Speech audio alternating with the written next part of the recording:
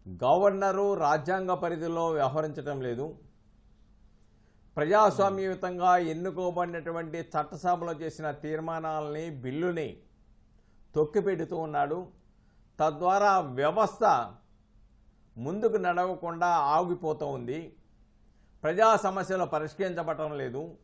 ప్రజాస్వామిక వ్యవస్థలో ప్రజల యొక్క సమస్యలను పరిష్కరించకుండా అడ్డుకుంటున్నాడు. ఇది ప్రజాస్వామ్య విరుద్ధం. ఇది పాకెట్ వీటో లాంటిది. అది చేసే అధికారం గవర్నర్కు లేదు. కాబట్టి వెంటనే అటువంటి రాజ్యాంగ విరుద్ధమైనటువంటి చట్టసభలని అవమానపరిచే విధంగా ఉన్నటువంటి అటువంటి నిర్ణయాలని తక్షణమే ఆ బిల్లులు ఆమోదించాలని చెప్పేసి సుప్రీంకోర్టు స్పందించిన విషయాన్ని ఇక్కడ మనం గమనించుకోవాలండి. ఎంచేతంటే ఆర్టికల్ 200 ప్రకారం ఆమోదించినటువంటి చట్టసభలో ఆమోదించిన బిల్లులను తిరస్కరించే అధికారం గవర్నర్కు లేదు. పునః పరిశీలించమని మాత్రమే అడగొచ్చు. అది కూడా ఒకసారి మాత్రమే. రెండోసారి ఆమోదించిన తర్వాత ఇంకా దాన్ని తిరస్కరించే అధికారం గవర్నర్కు లేదు. గవర్నర్ ఆమోదించాల్సిందే, తన దగ్గర పెట్టి కూర్చోడానికి అవకాశమే లేదు. కాబట్టి తమిళనాడులో జరిగింది అలాంటి సంఘటన జరిగింది. రెండోసారి ఆమోదించినప్పటికి కూడాను దాన్ని కూడా అక్కడ గవర్నర్ గారు ఆమోదించకుండా, అది చట్టరూపేణ రాకుండా, ఆ బిల్లులను ఆమోదించకుండా ప్రభుత్వం మీద కక్ష సాధింపు చర్యలు తీసుకుంటున్నారు. ఆయన ఒక రాజకీయవేత్తగా వ్యవహరిస్తున్నారనేది అక్కడ ఉన్న ప్రభుత్వం చేస్తున్న ఆరోపణలు. ఓకే. కాబట్టి దాంట్లో సుప్రీంకోర్టు పరిశీలించింది.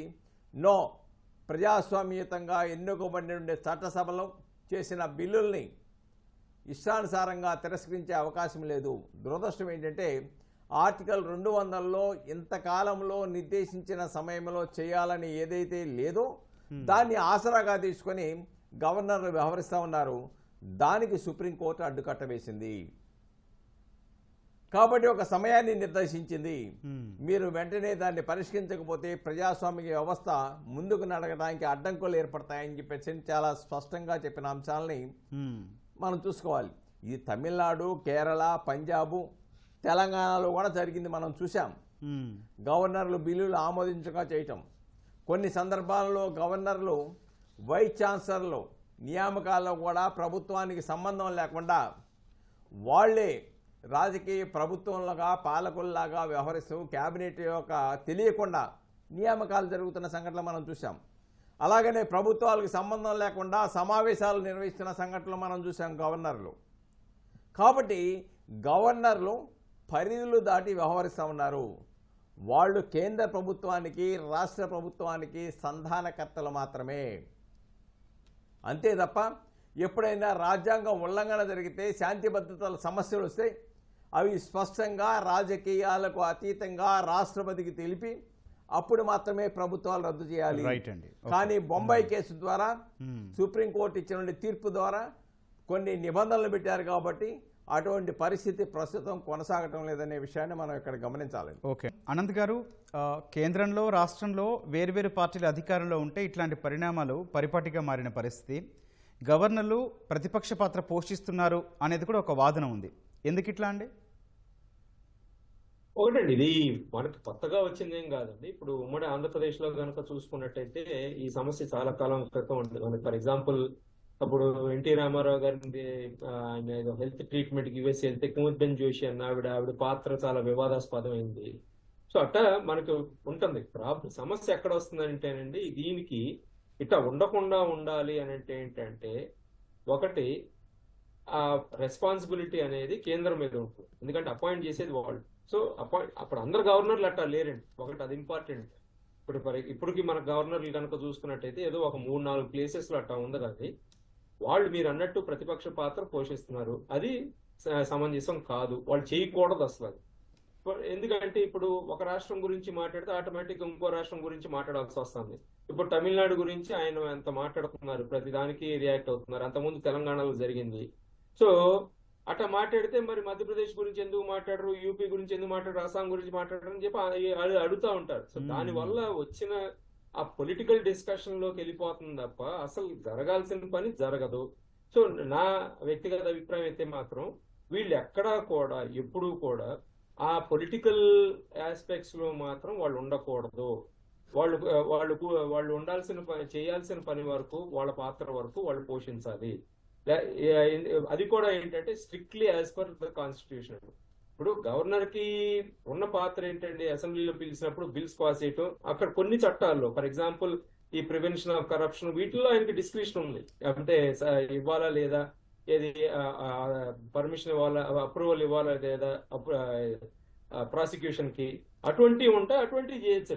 బట్ ఏంటంటే ఎప్పుడు కూడా మనం గమనించాల్సింది ఏంటంటే వ్యవస్థలో తేడా, వ్యవస్థను కనుక వీకెన్ చేస్తే ఇటువంటి వాటి మూలన ఏమవుతుందండి, ఇదే డ్రామా లాగా వెళ్ళిపోతుంది. వ్యవస్థలన్నీ కూడా వీకెన్ అవుతాయి. వ్యవస్థ లేకపోతే ఏమవుతుంది, అవి వీకెన్ అయిపోతే ఇవాళ వీళ్ళు పవర్ లో ఉండొచ్చు, రేపు వాళ్ళు ఉండొచ్చు. అది political party, political leadership problem అని నా అభిప్రాయం అండి. ఎందుకంటే ప్రతిసారి ఇప్పుడు వీళ్ళకి జనరల్ గానే మనకి రాజకీయ నాయకులకి రెండు పుస్తకాలు ఉంటాయి. ఒకటి రూలింగ్ లో ఉన్నప్పుడు తెరుస్తారు, ఇంకోటి అపోజిషన్ లో ఉన్నప్పుడు తెరుస్తారు. సో అట్ట కాకుండా, ఎందుకంటే అటువంటి మామూలుగా వీళ్ళు రాజకీయ నాయకులు మాట్లాడుకుంటారు, తిట్టుకుంటారు, సాయంకాలం 5 గంటలప్పుడు కలిసిపోతారు, అది వేరే విషయం. బట్ వ్యవస్థలో పనిచేసే వాళ్ళు, ఫర్ ఎగ్జాంపుల్ బ్యూరోక్రాట్స్, లేకపోతే ఇటువంటి కాన్స్టిట్యూషనల్ పొజిషన్స్ ఉన్నాళ్ళు, వాళ్ళు ఏంటనంటే వాళ్ళకి ఒక డ్యూటీ ఉంది, బాధ్యత ఉంది, భారతదేశానికి ప్రజలకి వాళ్ళకి బాధ్యత ఉంది. ఎందుకంటే వాళ్ళకి ఇచ్చే ప్రతి రూపాయి కూడా ప్రజల నుంచి వసూలు చేసిన శిస్తుల నుంచి వచ్చిందేనండి. వాళ్ళని అపాయింట్ చేసిన వాళ్ళు ఎవరో కూడా వాళ్ళ సొంత రూపాయి ఎవరో, ఎందుకంటే వాళ్ళకే గవర్నమెంట్ నుంచి వస్తున్నాయి కాబట్టి. సో వాళ్ళు ఏంటంటే ప్రధానంగా బాధ్యత ఎవరికి ఉంది అంటే ప్రజలకు ఉంది. అంటే ప్రజలంటే మళ్ళీ రాజ్యాంగాన్ని కాపాడాలి, అట్టా చూసుకోవాల్సిందే. కానీ ఇప్పుడు నా ఇష్టం వచ్చినట్టు ఇట్లా ఉంటారు, తర్వాత మరి తీసేస్తేనేమో తీసేస్తున్నారని చెప్పి ఇటువంటి వాళ్ళు రేపు పొద్దున ఇంకో పార్టీ పవర్ లోకి వచ్చింది అనుకోండి, ఆటోమేటిక్ అందరినీ రిజైన్ చేయమంటారు. ఇదిగో అందరినీ రిజైన్ చేయమంటాం తప్పు అనేది, అప్పుడు అపోజిషన్ లో ఉన్న వాళ్ళు గొడవ చేస్తారు. సో జరిగినాయండి అన్ని, నేను చెప్పేది జరిగిన సంఘటనలే. అది ఇప్పుడు 2004లో అట్లాగే జరిగింది. సో అందుకని ఏంటంటే అటువంటివి చేయకుండా వీళ్ళు చేయాల్సిన పని ఎంతసేపు ఏంటంటే వాళ్ళు ఎక్కడైతే ఇంపార్టెంట్ అంశాలు ఉన్నాయో, ముఖ్యమైన అంశాలు, వాటిలోనే ఇన్వాల్వ్ అవ్వాలి. తక్కిన వాటిల్లో అనవసరమైన విషయాల్లో మాట్లాడటం అనేది సమంజసం కాదనేది నా అభిప్రాయం. అది కంట్రోల్ చేయాల్సిన గవర్నర్ ఎవరి కింద వస్తారు, ఇప్పుడు హోమ్ మినిస్ట్రీ వీళ్ళ కింద ఉంటారు కాబట్టి వాళ్ళ బాధ్యత. సో ఇప్పుడు ఈయన గవర్నర్ ఎవరన్నా మాట్లాడుతున్నారు, అనవసరమైన విషయాలు ప్రస్తావిస్తున్నారంటే ఏంటంటే ఆటోమేటిక్ గా అది పొలిటికల్ గా వెళ్ళిపోయి మళ్ళీ ఇప్పుడు home ministry, union home ministry మీద బ్లేమ్ చేస్తూ ఉంటారు, మళ్ళీ రాజకీయ రగడవుతా ఉంటుంది. అంతకన్నా వచ్చిన ఉపయోగం ఏమి లేదండి. అది ఆ రోజు 4 రోజులు ఆ న్యూస్ తప్ప ఏముండదు. ఇప్పుడు ఎందుకంటే వాళ్ళు ఏమైనా కొన్ని ఉపయోగపడే పనులు చేసి ఇంపార్టెంట్ ఇష్యూస్ కొన్ని మాట్లాడతారా ఉంటాయి, కొన్నిసార్లు మాట్లాడాల్సి వస్తుంది, వాళ్ళు ఏమైనా మాట్లాడతారు, అటువంటిప్పుడు మాట్లాడరు కదా. మరి ఇప్పుడు ఫర్ ఎగ్జాంపుల్ ఇండోర్ లో పిల్లలు చచ్చిపోయారండి, మరి అక్కడ గవర్నర్ ఎందుకు మాట్లాడాలా? ఆయన మాట్లాడాలి కదా. ఇప్పుడు వాళ్ళకి స్పెషల్ బాధ్యత ఉందనుకుంటే అట్ట తీసుకుంటే రోజుకు ఒక ఇష్యూ వస్తుంది. ఇప్పుడు ఢిల్లీలో పొల్యూషన్ ఉంది, మరి గవర్నర్ గారు చివరికి అది మాట్లాడింది కూడా అంతకుముందు సీఎం గారి మీద ఆయన ఎలిగేషన్స్ పెట్టారు. సో అవన్నీ అట్లా కాకుండా చూసుకునే బాధ్యత అనేది వ్యక్తిగతంగా వాళ్ళ పొజిషన్ లో ఉన్నప్పుడు వాళ్ళ ఆత్మసాక్షి ఒకటి ఉండాలి. అన్ని సెంట్రల్ గవర్నమెంట్ చెప్పే అనేది కాదు. ఆ సెంట్రల్ గవర్నమెంట్ కూడా కొంచెం పరిధి దాటి ఇటువంటి చెప్పకూడదు అనేది నా అభిప్రాయం. Right sir. Okay, Prabhakar Reddy గారు, ప్రజలు ఎన్నుకున్న ప్రభుత్వం, గవర్నర్ పదవి రెండూ రాజ్యాంగానికి లోబడినవే. అయినా వాటి మధ్య తరచూ వివాదాలు ఎందుకు? లోపం ఎక్కడుందంటారు? యాక్చువల్గా ఇంతకుముందు వక్తలు మాట్లాడినటువంటి అంశం ఏదైతే ఉందో దాంట్లో వాస్తవికత ఏంటంటే గవర్నర్ పదవి అనేటటువంటిది ఇది రాజ్యాంగబద్ధమైన పదవి. రాజ్యాంగంలోని 159 అధికరణ ప్రకారం రాజ్యాంగం మీద ప్రమాణం చేసి రాజ్యాంగాన్ని కాపాడుతామని చెప్పి ప్రమాణం చేసి వచ్చారు. కానీ ఇదే గవర్నర్లు ప్రతిపక్ష పాత్ర అంటున్నారు. ఇంతకుముందు చెప్పారు కూడా, గోపాలకృష్ణ గాంధీ అనేటటువంటి గవర్నరు వెస్ట్ బెంగాల్లో గవర్నర్గా ఉన్నప్పుడు ఆ రాష్ట్రంలో కరెంటు కోత ఉందని చెప్పి ఆయనే రాజ్భవన్లో మొత్తం కూడా లైట్స్ మొత్తం ఆపేసి ఆయన క్యాండిల్ లైట్స్ అంటే క్యాండిల్స్ వెలిగించుకొని దాంట్లో కొంతకాలం ఉన్నాడు. వాస్తవంగా గవర్నర్ అనేటటువంటి వ్యక్తి, నువ్వు యాజ్ ఏ కాన్స్టిట్యూషనల్ హెడ్గా, రాజ్యాంగ అధిపతి, రాష్ట్ర రాజ్యాంగ అధిపతిగా రాష్ట్రంలో నువ్వు ప్రభుత్వానికి సూచనలు చేయాలి. ప్రభుత్వాన్ని సూచించేటటువంటి అధికారం, ఆదేశించేటటువంటి అధికారం గవర్నర్కు ఉన్నది. ఎందుకంటే రాజ్యాంగ ప్రకారము రాష్ట్ర పరిపాలన మొత్తం కూడా గవర్నర్ పేరు మీదే జరగాలి, గవర్నర్ ద్వారానే జరగాలి. కాబట్టి నిజంగా నువ్వు ఫ్రెండ్లీగా ఉంటే వాళ్ళకి సూచించాలి. నువ్వే కొవ్వెత్తులు నిరసన తెలియజేస్తే ఒక రాజ్యాంగ అధిపతి ఏం చేసినట్టు? ఫస్ట్ అంశం. రెండు, ఇంతకుముందు ఢిల్లీ గురించి చెప్పాడు. ఢిల్లీలో బిల్లుస్ మొత్తం కూడా ఆపేస్తే లాస్ట్గా అరవింద్ కేజ్రీవాల్ గవర్నర్ ఇంటి ముందర సోఫాలు పడుకొని అక్కడే వంట చేసుకొని అక్కడే ఆయన గడపాల్సిన పరిస్థితి వచ్చింది. ఇంతకుముందు ఎన్టీ రామారావు గురించి చెప్పారు. రామారావు గారు ఆయన బైపాస్ సర్జరీ కోసం అమెరికాకు వెళ్తే ఆయన ప్రభుత్వాన్ని బైపాస్ సర్జరీ హైదరాబాద్లో చేశారు రామ్లాల్ అనే గవర్నరు. అంటే ప్రభుత్వాలను కూల్చటంలో ఇక్కడ రాజ్యాంగంలో కూడా ఒక క్లారిటీ ఏంటంటే ఒక విచిత్రమైన అంశం ఉంది. విచిత్రమైన అంశం ఏంటంటే గవర్నమెంట్ ప్రభుత్వం ఏర్పాటు అయ్యేటప్పుడు శాసనసభలో మెజార్టీ సంపాదించిన వాళ్ళు ప్రభుత్వాన్ని ఏర్పాటు చేస్తారు. కానీ రాజ్యాంగంలో 164లో ఉన్నటువంటి ఒక విచిత్రమైన అంశం ఏంటంటే the state government remains in the office as long as they maintains the pleasure of the governor అని ఉంటుంది. విచిత్రమైన అంశం. రాష్ట్ర ప్రభుత్వం ఎంతకాలం అధికారంలో ఉంటుందంటే గవర్నర్ యొక్క విశ్వాసం ఉన్నంత వరకే పదవిలో ఉంటుంది అంటున్నారు. ప్రభుత్వం అధికారంలోకి వచ్చే దేని ద్వారా? శాసనసభలో మెజార్టీ సంపాదించడం ద్వారా అధికారంలోకి వస్తుందట.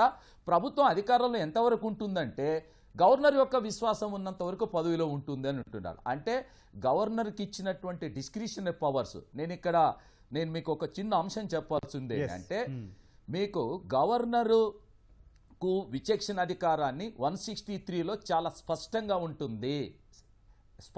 ఉంటుంది. ఏమని అంటే గవర్నర్ తన విచక్షణతో వ్యవహరించవచ్చునని ఉంటుంది. విచిత్రమైన అంశం ఏంటంటే ముందొచ్చిన చెవుల కంటే వెనుకొచ్చిన కొమ్ములు వాడని. భారత రాష్ట్రపతి గవర్నర్ నియామకం చేస్తారు.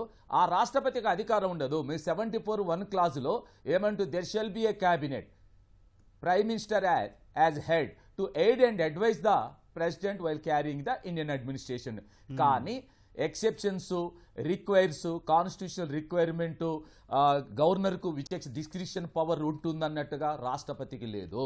కాబట్టి గవర్నర్లు అనేటటువంటి వాళ్ళు ఒక రాష్ట్రాన్ని గవర్నర్గా నియామకం చేసినప్పుడు దాన్ని వాళ్ళ యొక్క జాగిరిగా వాళ్ళకు పట్టా చేసినట్లుగా ఒక రాజ్యాంగ విరుద్ధమైన నిర్ణయాలు తీసుకోవటానికి కారణం ఏంటంటే గవర్నర్కి ఇచ్చినటువంటి విశాలమైనటువంటి ఆ డిస్క్రిషన్ పవరే దీనికి కారణం. దీన్ని రాజకీయంగా కేంద్రంలో ఒక పార్టీ, రాష్ట్రంలో మరొక పార్టీ అధికారంలో ఉన్నప్పుడు ఈ సమస్య వస్తుంది. దీనికి కారణం 1967లో 4వ సాధారణ ఎన్నికల తర్వాత వచ్చిన మార్పు నుంచి ఈ రోజు వరకు కూడా ఆల్మోస్ట్ 60 సంవత్సరాల నుంచి గవర్నర్ వ్యవస్థ వివాదాస్పదం. ఎందుకంటే కారణం ఇదే. రైట్. ఓకే అండి ప్రభాకర్ గారు. రైట్. సుబ్బారావు గారు, ఇప్పటి వరకు గవర్నర్లు రాజ్యాంగ అధికారాలు విధులపై కోర్టుల్లో ఏ పిటిషన్లు దాఖలయ్యాయి, ఆయా సందర్భాల్లో కోర్టు వ్యాఖ్యలు ఏం చేసింది, తీర్పుల సారాంశం ఏంటండి? ఇక్కడ ఒకటండి, గవర్నర్లు తమ పరిధులు దాటి రాజ్యాంగ పరిధులు కూడా దాటేసి రాజకీయ పరిధుల్లోకి ఎప్పుడైతే ఎంటర్ అయిపోయారో ఈ సమస్యలన్నీ కూడా ఉత్పన్నం అవుతూ ఉన్నాయి. ఎంచేతంటే అధికారంలో ఉన్నటువంటి పార్టీ, రాష్ట్రాల్లో ఉన్నటువంటి పార్టీ తాను సమావేశాలు నిర్వహించండి, అసెంబ్లీ సమావేశాలు అని చెప్పేసి క్యాబినెట్ తీర్మానం ప్రకారం ఇచ్చినా కూడా అసెంబ్లీ సమావేశాలు ఏర్పాటుకు పూనుకోకపోవడం జరిగింది అనేక సందర్భాలలో. అలాగనే అసెంబ్లీ బలాబలాలు నిర్ణయించేటప్పుడు కూడా అసెంబ్లీలో నిర్ణయించాలి కానీ బలాబలాలు గవర్నరు తాను స్వయంగా నిర్ణయించేసి ప్రభుత్వాలను కూల్చేసిన సంఘటనలు మనం చూసాము. అలాగే సమావేశాలని నిర్వహించేటప్పుడు తన ఇష్టానుసారంగా మంత్రిమండలి యొక్క నిర్ణయాలకు విరుద్ధంగా, ప్రభుత్వానికి విరుద్ధంగా వ్యవహరించిన సంఘటనలు చూసాము. అలాగనే బిల్లులు ప్రవేశపెట్టినప్పుడు కూడా ఆ బిల్లులను తిరస్కరించిన సంఘటనలు మనం చూసాము. రెండోసారి పెట్టినప్పుడు కూడాను వాటిని కూడా తొక్కిపెట్టేసి సంవత్సరాల తరబడి పెట్టి ప్రభుత్వానికి పనితీరు కుంటుపడే విధంగా వ్యవహరించి ప్రభుత్వానికి వ్యతిరేకత రావాలి ప్రజల్లో ఉంచి చేసిన సంఘటనలు మనం చూసాము. వైస్ ఛాన్సలర్ నియామకాలలో జరిగినటువంటి అవకతవకలు చూసాము. ప్రభుత్వానికి సంబంధం లేకుండా నియామకాలు చూసాము. వీటన్నిటి మీద కూడా న్యాయ వ్యవస్థను ఆశ్రయించారు. న్యాయ వ్యవస్థ అనేకమైన ఘాటు వ్యాఖ్యలు కూడా గవర్నర్ల మీద చేసిన విషయాలను మనం గమనించాలి. గవర్నర్లు రాజ్యాంగబద్ధమైన పదవిలో ఉన్నారనే స్పృహతో మెలగాలి, రాజకీయ వ్యూహకర్తల్లా వ్యవహరించకూడదు అని చెప్పేసి సుప్రీంకోర్టు వ్యాఖ్యానించిన అంశాలను మనం మర్చిపోకూడదండి. అలానే గవర్నర్లు తాము ఎన్నికైన ప్రభుత్వం కాదనే విషయాన్ని గుర్తుంచుకోవాలి. ఓకే. రాజకీయ ప్రేరేపితమైనట్లుగా కనిపించకూడదు. అంటే గవర్నర్ అంటే స్వతంత్రంగా ఉండాలి, రాజకీయ ప్రేరేపితం పొంది ఉండకూడదు, రాజకీయాలకు అతీతంగా వ్యవహరించాలి, రాజ్యాంగబద్ధంగా వ్యవహరించాలి, నిబంధనలకు లోబడి వ్యవహరించాలి, పక్షపాత వైఖరిని పక్కన పెట్టాలి.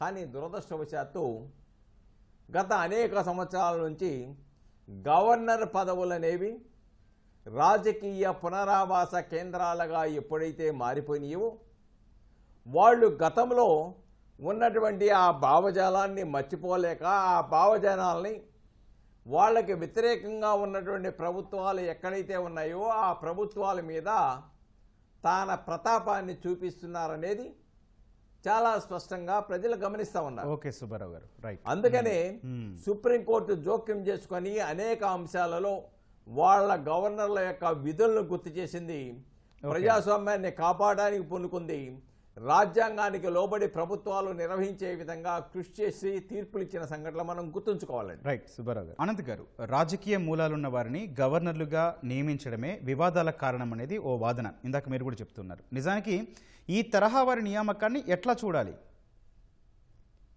ఒకటండి, అన్నీ కూడా మనం అది వాదన కన్నా ఒకప్పుడు ఏంటంటేనండి, గవర్నర్లలో కొంతమంది ఎక్కువ మంది రాజకీయ పరంగా వచ్చిన వాళ్ళు ఉన్నా, బ్యాక్గ్రౌండ్ ఉన్న వాళ్ళు ఉన్నా, మిగిలిన వాళ్ళకి ఏంటంటే కొంచెం ఎమినెంట్ పీపుల్ని తీసుకొచ్చేవాడు. ఇప్పుడు అసలు దాదాపు ఒకళ్ళిద్దరు తప్ప తక్కిన వాళ్ళందరూ ఈ పొలిటికల్ అపాయింటీస్ లేదా రిటైర్ అయిపోవటానికి వాళ్ళకి అది ఒక రిటైర్మెంట్, ఒక 5 ఏళ్ళు ప్రశాంతంగా ఉండండి అనే పోస్టింగ్ లాగా ఇస్తున్నారు.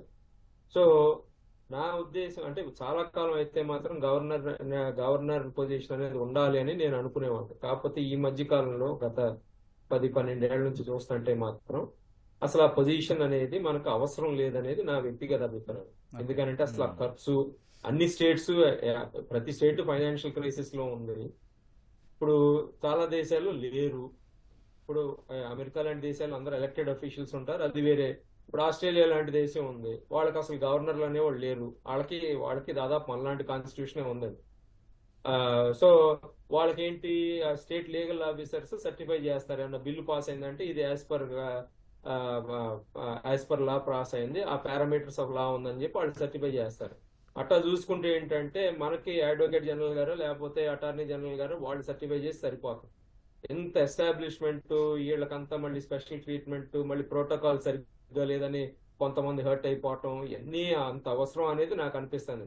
ఇప్పుడు ఉన్న ట్రాన్స్పోర్ట్ కమ్యూనికేషన్ ఫెసిలిటీ ఆల్మోస్ట్ మనకంతా ఇన్స్టంటేనియస్ అయిపోయింది, ఇంటర్నెట్, శాటిలైట్ ఫెసిలిటీస్ కూడా. సో పాతకాలం లాగా ఏం జరుగుతుంది అనేది సెంట్రల్ గవర్నమెంట్ కి ఇవ్వాల్సిన, సెంట్రల్ గవర్నమెంట్ కి ఇన్ఫర్మేషన్ కాన్ఫిడెన్షియల్ గా పంపించాల్సిన అవసరం లేదు.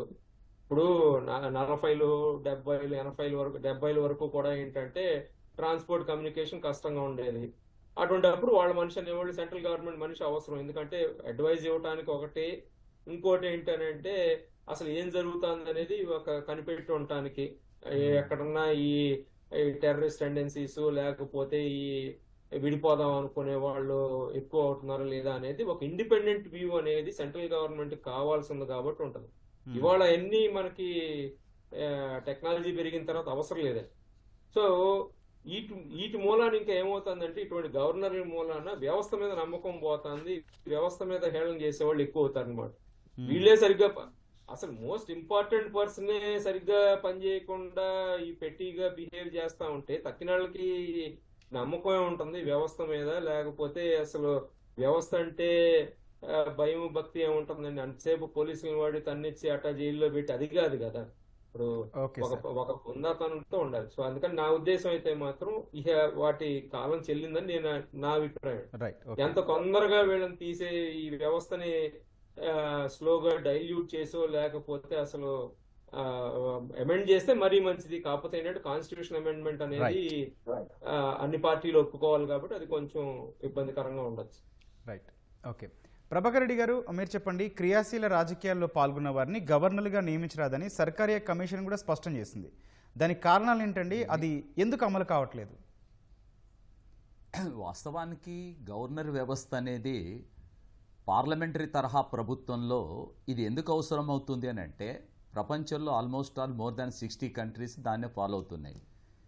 ఏ కారణం చేతనైనా సరే శాసనసభలో లేక పార్లమెంటు ద్వారా ఎన్నుకోబడిన ప్రభుత్వం అకస్మాత్తుగా పడిపోతే, మనకు 1989 నుంచి 1999 వరకు 7 ప్రధానమంత్రులు మారారు, ప్రభుత్వాలు పడిపోయినాయి.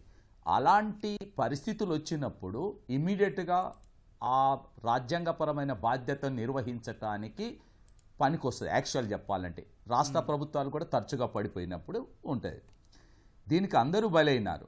ఎందుకంటే ప్రస్తుత ప్రధానమంత్రి అయినటువంటి నరేంద్ర మోడీ వారు ఇంతకుముందు గుజరాత్ ముఖ్యమంత్రిగా ఉన్నప్పుడు 2008లో గూకోకా బిల్లుని మామూలుగా Gujarat control of organised criminal యాక్టివిటీకి సంబంధించిన బిల్లుని రూపొందించి గవర్నర్ కమలా బేనివాల్కు పంపారు.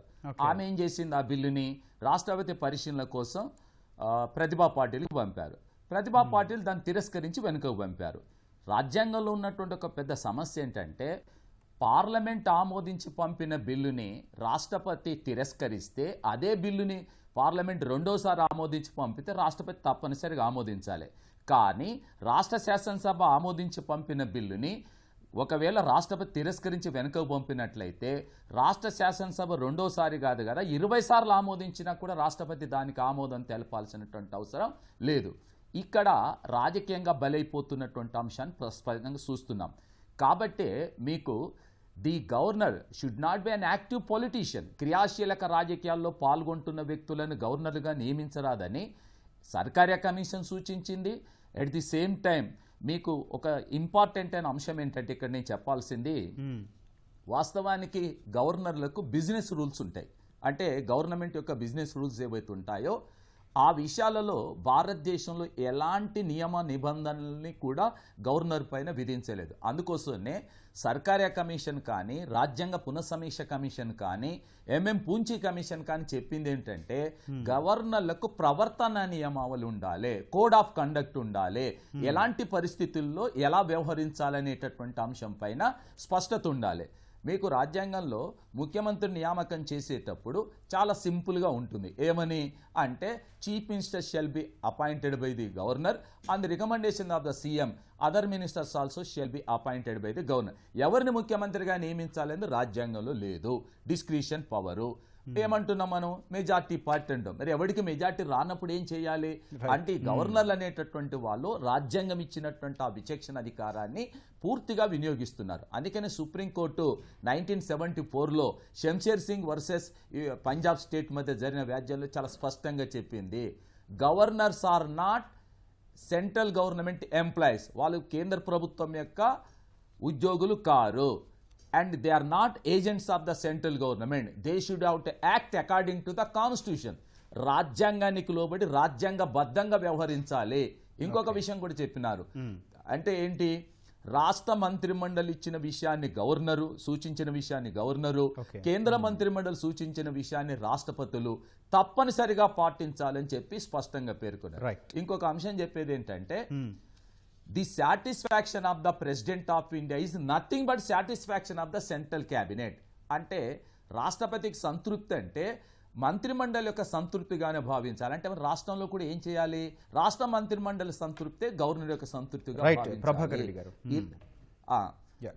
దీన్ని కొంచెం అంటే ఏంటంటే, స్పష్టంగా ఒక ప్రవర్తన నియమావళిని తీసుకురానంత వరకు గవర్నర్లు ఖచ్చితంగా తమ అధికారాలను దుర్వినియోగం చేస్తారు. పూంచి కమిషన్ కూడా అదే చెప్పింది. రైట్, ప్రభాకర్ రెడ్డి గారు. చివరిగా సుబ్బారావు గారు, ఇట్లాంటి వివాదాలు భవిష్యత్తులో పునరావృతం కావద్దు అంటే రాజ్యాంగ సవరణలు అవసరమా? ఏం చెప్తారండి? డెఫినెట్గా అండి. ఎందుకంటే ఇందాక ప్రస్తావించినట్టుగా సర్కారీ కమిషన్ చాలా స్పష్టంగా చెప్పింది, రాష్ట్ర రాజకీయాల్లో చురుకుగా ఉండకూడదు గవర్నర్లు, రాజకీయాలకు దూరంగా ఉన్న మేధావులను మాత్రమే నియమించాలి లాంటి అనేక అంశాలని సర్కారియా కమిషన్ సూచించింది. దాన్ని అమలు చేయాలి. రెండోది, గవర్నర్లు రాజకీయ ప్రకటనలు చేయకూడదని రాజ్యాంగ సవరణ చేయవలసిన అవసరం ఉంది. అలానే ఆర్టికల్ 200 ఏదైతే ఉందో దానికి ఆ బిల్లును ఆమోదించడానికి గడువును నిర్ధారించాలి. అది సుప్రీంకోర్టు చెప్పినట్టు 3 నెలల 6 నెలల ఏదో గడువును నిర్ణయించి ఈ లోపుగా బిల్లులు ఆమోదింపాలి తప్ప తన దగ్గర కూర్చోబెట్టి తన దగ్గర జేబులో పెట్టుకున్నట్టుగా పెట్టుకొని బిల్లుల్ని ప్రభుత్వం నిర్వహించేవంటి పనితీరును కుంటుపడే విధంగా చేయకూడదు. రెండోది, ఈ గవర్నర్లు రాజకీయ పునరావాస కేంద్రాలుగా చూడకూడదు దాన్ని, ఈ నియామకాలు. ఎందుకంటే వాళ్ళు రాజకీయాలతో సంబంధం లేకుండా ఉన్నప్పుడు మాత్రమే ఉండాలి. అలానే వాళ్ళకి కోడ్ ఆఫ్ కాండక్ట్ నియమించాలి. వాళ్ళు రాజ్యాంగ విరుద్ధంగా వ్యవహరిస్తే వాళ్ళని ఆ పదవుల నుంచి తొలగించే విధంగా కూడా రాజ్యాంగ సవరణలు రూపకల్పన చేసుకోవాలి. రాష్ట్ర ప్రభుత్వాలకు ఉన్న పరిధుల్ని అధిగమించకుండా వాళ్ళకు కూడా కొన్ని నిబంధనలు పెట్టాలి. ఇవన్నీ కూడా రాజ్యాంగపరమైన అమెండ్మెంట్స్ కాబట్టి వీటిని అమెండ్ చేయటం ద్వారా గవర్నర్ల మీద వస్తున్న వ్యతిరేకత కానీ, గవర్నర్ వ్యవస్థ అసలు అవసరం లేదు అని చెప్పేసి వచ్చే వాదనలకు కానీ పటుత్వం లేకుండా పోతుంది ఆ విధంగా కనుక అమెండ్ చేస్తే. లేకపోతే గవర్నర్లు పరిధులు దాటి రాజకీయ జోక్యం చేసుకొని ప్రభుత్వాలను కూల్చటం, అనుకూలంగా లేని ప్రభుత్వాలను కూల్చివేయటం, వాళ్ళ రాజకీయంగా ఇబ్బందులకు గురి చేయాలని చెప్పేసి ఆలోచన, రాజ్యాంగ విరుద్ధమైన ఆలోచన ఏదైతే వాళ్ళ బుర్రలో వస్తుందో ఆటోమేటిక్గా వ్యవస్థ మీదే ప్రజలకు అసహ్యం ఏర్పడుతుంది అనే విషయాన్ని ఇక్కడ మనం గమనించాలండి. రైట్ అండి. Yeah, okay sir, right. Thank you doctor yes Anant గారు, డాక్టర్ జి ప్రభాకర్ రెడ్డి గారు, ముప్పాళ్ళ సుబ్బారావు గారు. థ్యాంక్ యూ అండి చర్చలో పాల్గొన్నందుకు. ఇది నేటి ప్రతిధ్వని. నమస్కారం.